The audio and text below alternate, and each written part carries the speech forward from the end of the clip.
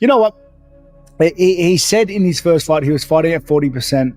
He was sick. He had injuries. Dude, I believe him now. Like, it's not that I didn't believe him the first time, but everyone's like, okay, but that, you know, like, because Ankalaev controlled that fight, and what happened. Yeah. But now I'm like, dude, he must have had leprosy, because the difference in this second fight was crazy. This is how everyone thought the first fight was going. This is how everyone thinks any fight Alex Pereira is going to be in is going to go. No, Ankalaev, dude, like, Ankalaev's my boy. And I think Ankalaev is probably, like, you know, as far as, like, ability and skill goes, he's probably one of the best in the world. Like, the guy can fight. I've trained with him. Like, if he were to write a book on MMA, dude, it's a big fucking book. It's a big fucking book. But Alex just has that. He has that little secret sauce, man, that Ankalaev just doesn't have it, dude. But I'm also kind of stoked that, like, I feel like Alex is like an honorary American, you know? So, like he lives in America, he trains in America, he likes guns, you know? He's a good, like, honorary American. So it's really nice to, you know, have, like, adopted American have the fucking champion. I don't know if I'm just hedging my bet, but I had changed my pick because I was in the locker room with Pereira. Mm-hmm. So in the locker room, it was, you know, I'm in there with Pfeiffer and Corey Sandhagen's in the locker room and his team, and then Pereira's team is in there. And just seeing his energy when he walked in the room, it felt like a winner's energy. So I had changed my pick on the one of the quick hits that I did with Morgan Worth. I changed my pick because all we got was like, yeah, Magomed's going to get this one. But then when I saw Pereira's energy, I said, this man is coming in with a winner's energy, and I changed my pick. This victory for Alex Pereira really solidifies him now as a legit world champ. Why do I say that, dude? Whoa! No. As a legit world champ? He's won the bout before, but a lot of people have said, even Tom Aspinall, people have been saying that, you know, Alex Pereira has been fed. Like, he's been fed the right opponents. For everything that he's done, it makes him legit now to beat a dude that could grapple, that could wrestle. And he was able to show, he was able to take him out. Everything that people were saying, that I was saying about Alex Pereira, it's the dude is that you might as well start. He should start maybe coming up in those conversations of he could reach GOAT Mount status with the victory like that. I think that he made some good adjustments technically, where he was putting him on the back foot a lot more than he was in the first fight. The first fight, it looked like, oh, he looks like he might shed a tear there, Yuri Prohaska. What's going on there? Yeah, in the first fight, he was kind of like guessing what Ankalaev was going to do constantly. Whereas in this fight, in the rematch, Pereira's just constantly keeping him guessing, walking him backwards, making him feel threatened, and Ankalaev just couldn't even get anything off. So Pereira's back. Alex Pereira is an absolute stud, Hall of Famer, and has shown it time and time again.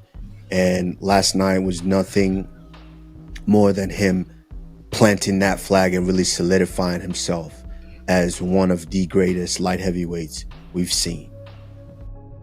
But one of the things that I love that Alex said, he goes, what can he do to me?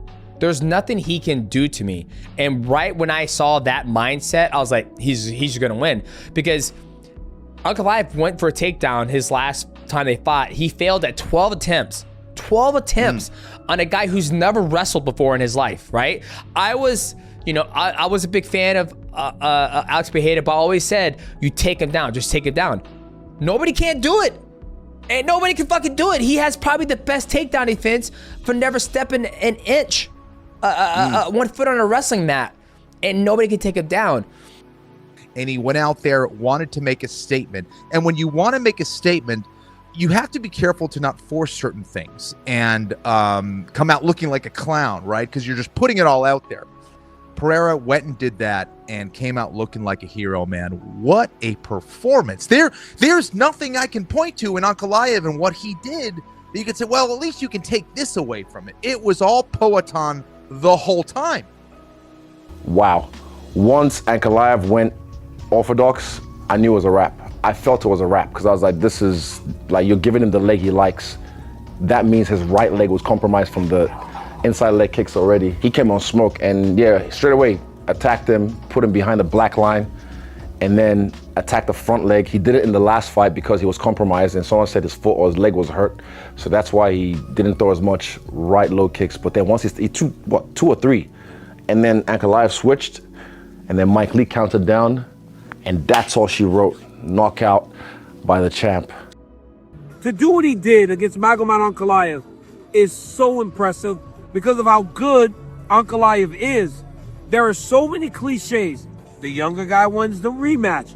As you get older, you're not as good, especially whenever you're fighting a guy that became the champion, who's supposed to be better in the rematch, especially if he's younger. Pereira he doesn't pay any attention to that type of stuff.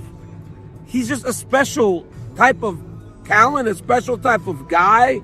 I mean, this guy's had 12 UFC fights now. 9 of them have been for UFC championships. He is still less than 4 years on the UFC roster. He's a surefire Hall of Famer. He has won belts 3 times. Shit. Yeah. He's definitely one of the greatest to ever do it in the UFC, especially like you're talking about just pure credentials and strength of schedule, meaning how often he's willing to fight and in big moments. Like he's not just busy, like Jim Miller's busy, fighting like crazy and nothing but amazing props and respect to that. But they ain't 5-round main events. They ain't pay-per-view headliners. That's what this guy is doing. I think something that gets missed all the time, because he's so violent and the finishes are so crazy, he is such an educated striker. He is so smart. His fight IQ is very, very high. After having 25 minutes with Ankalaev, I was only in there with Ankalaev for one whole round and then a little bit of the second. And I felt like if I went back and did that again, I feel like I would do it differently. He had 25 minutes of content with the educated striking game that he has. I wasn't surprised that he pushed him back. I was surprised that he ran into the fire like that because he usually kind of starts slow. Remember coming into this one, he said, Magomed Ankalaev doesn't deserve to be here. He's a crap champion. I'm going to beat him and he's never going to fight for the belt ever again. Well, that's probably the case because Pereira just went out there and made it look easy. All the talk of him coming in at 40%, maybe there was a little truth to that. I mean, we did talk about him being a little burnt out. We did talk about the schedule that he was on, which was kind of crazy. And certainly it looked like it did catch up to him in his last fight against Magomed Ankalaev. But he was right. There isn't going to be a third match. There isn't going to be a rubber match. Absolutely no way. Alex Pereira now is going to go into new challenges. If Magomed made it competitive, then maybe there would have been a talk of a third match. But it wasn't competitive. It was completely one-sided. It was one of the most vicious beatdowns we've ever seen. We all have to really appreciate what we're witnessing right now. It's mind-blowing from him coming in with such little amount of professional MMA fights, really with just the dialogue of him and Adesanya's history. He's climbing up the rankings so fast. He's fighting for the title. I don't know what he was like 7-0 or something when he's fighting for the title. I mean, it just happened so fast, and now we're on his 3rd title championship, that he just gained. I don't know how many defenses he had. He's got a bunch. What he's accomplished is insane. Now he's going up to a 3rd weight class. Yeah, I don't think we will ever see this again. So unofficially, as far as UFC stats are concerned, Pereira 28 of 45 as far as total strikes. Ankalaev 4 of 9. You know what's crazy to me? When we were talking about this fight, before the first one happened, when we were talking about whether or not the UFC would want to make this fight and whether, Ankalaev would be Pereira's kryptonite, what did we focus on? We focused on the takedowns, right? Now, after two fights, Magomed Ankalaev is 0 for 13 in takedown attempts against Alex Pereira. 0 for 12 back in March, 0 for 1 today. Who saw that coming? It's pretty remarkable, right? I mean, again, this was the guy that Israel Adesanya once said, the only reason why he's here is because, he beat me in kickboxing. Now this is his 3rd different title reign, which is unbelievable.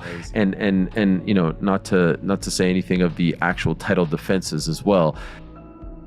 Alex Pereira literally said in his post-fight, he's like, no one believed me when I said I was not feeling good for my last fight. Right. It's so hard to you just assume when you see a fighter. Most people, like casuals or just fans, you see 2 people in the cage, you're like, okay, 100% both ready to let go. Yeah. Rarely that's the case. Like there's always something going on with usually both of them. Some worse than others, but Pereira's like, I kept telling you guys, I didn't feel good. I did not feel good. Then he goes in there, marches Ankalaev down, lands that big right hand that set everything up.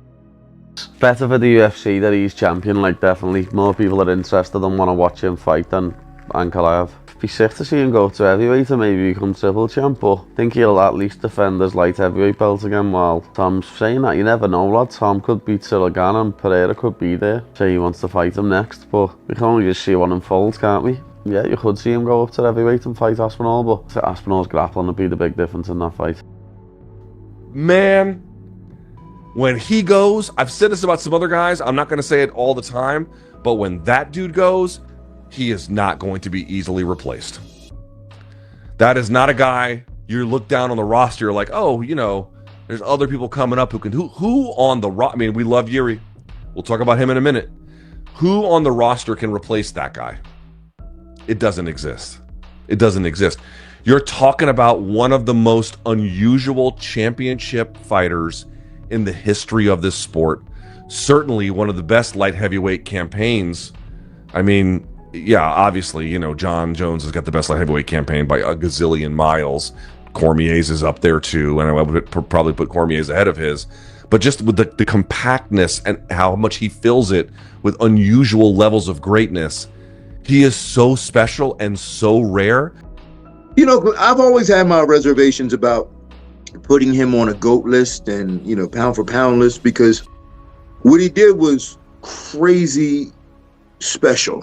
Yeah. But it was almost in a way where it was like, it worked out for him. Like he never really had to go through this process of being built up and then having more opportunities to lose and then just wear and tear on your body. And it's like, and that's what really kind of kills fighters a lot of times. It's like the journey of being a fighter is like you're going up and like you got to fight this guy and that guy and then you get hurt.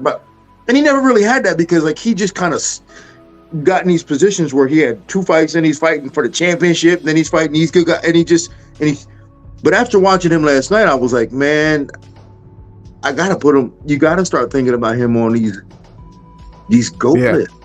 Well, you can't expose him for his vulnerabilities. The fact that he was, what he says, the first fight against Ankalaev in March, the worst version of himself yet in the UFC because of the physical setbacks, he still stuffed all 12 takedowns. Right. The fact that you cannot take advantage of him in his vulnerable place is probably the secret to his success, right? And maybe that's a credit to Glover Teixeira and Poatan for putting in the work. I mean, it's just insane. You would expect he would come over as a kickboxer, and in the right matchups, he could look spectacular, but inevitably someone's going to sub him out. Inevitably someone's going to lay on him for 5 rounds. That's not happening, dude. He's 38. Like, I retired when I was 37. So I was already out of the game before I hit this age. The fact that Alex Pereira is still in it and knocking people out that are younger than him, it's pretty damn impressive.